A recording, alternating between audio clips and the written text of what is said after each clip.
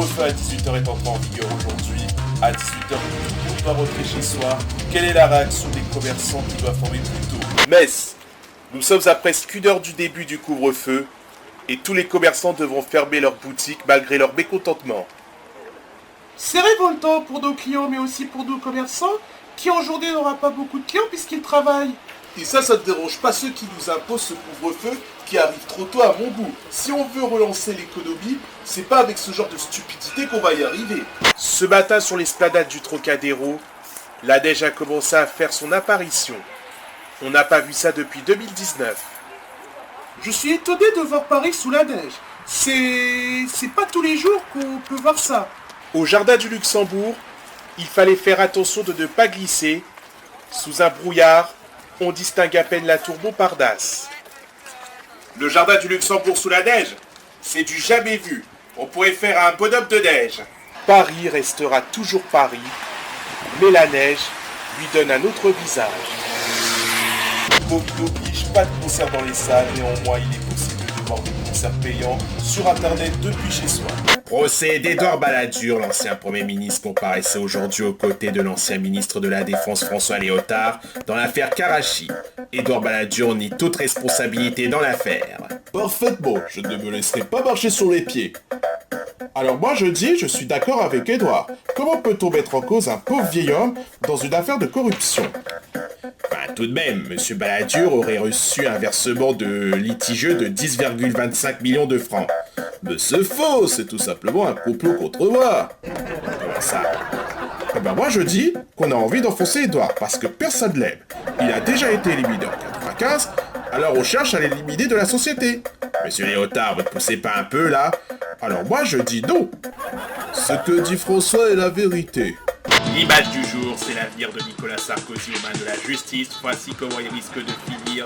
Sauf qu'il a fait aussitôt appel et voilà comment il va finir. Et oui, comme par magie, les barreaux de la prison s'ouvrent tout seuls. À Dunkerque, l'Uber n'était pas au rendez-vous. Bah confiner le week-end, c'est une grosse connerie. Parce que la semaine, on travaille et le week-end, on reste chez nous. C'est vraiment du n'importe quoi. Nous, on est là pour veiller au grain et s'il y a quelqu'un qui n'a pas son attestation, bah malheureusement, on le verbalise. Nice, habituellement rempli de touristes et confiné avec quelques passants dehors. Bah, il faut bien sauver les gens et les hôpitaux. Et vous avez votre attestation sur vous? Bah oui. Regardez. Sinon, c'est une amende. Pourquoi les Français détestent les restrictions sanitaires?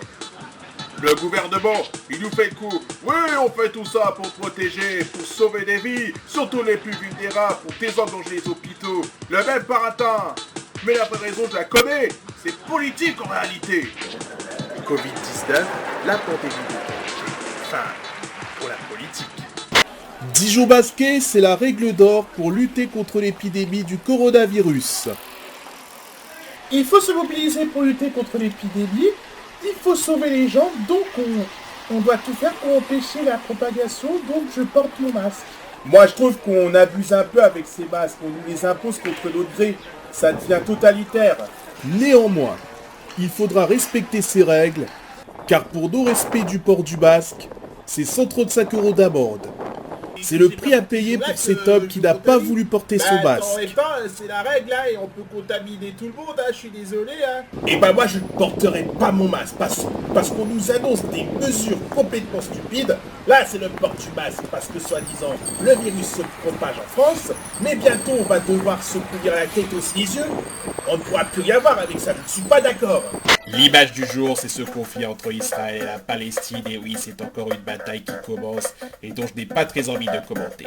Je préfère parler des fleurs ou des animaux qui vivent dans la nature, ou de ce long week-end de l'Ascension où les gens pourront enfin respirer.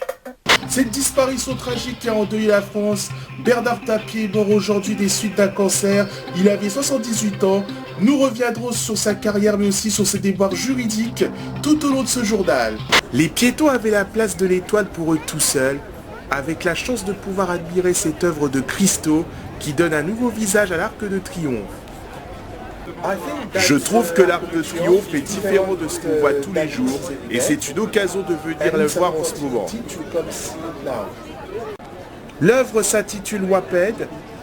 25 000 mètres carrés de tissu recyclable en polypropylène, argent bleuté, recouvre le monument de la place de l'Étoile. Le tissu est soutenu par 7 000 mètres de corde rouge. Je suis venu exprès de Perpignan pour voir l'Arc de Triomphe transformé. À cette occasion, le début de la plus belle avenue du monde était réservé aux piétons afin de permettre aux visiteurs de voir une autre image de l'Arc de Triomphe. À l'heure qu'il est, il y a 5 ans, la Seine n'était pas remplie de voitures de police. Le quartier était calme et posé. Il est environ 22 heures quand tout d'un coup, un homme tire sur les caméras de surveillance de la prison des Baumettes. Les gardiens, alertés par les coups de feu, se précipitent devant la prison et se retrouvent menottés en caleçon car le tireur s'est emparé de leur uniforme.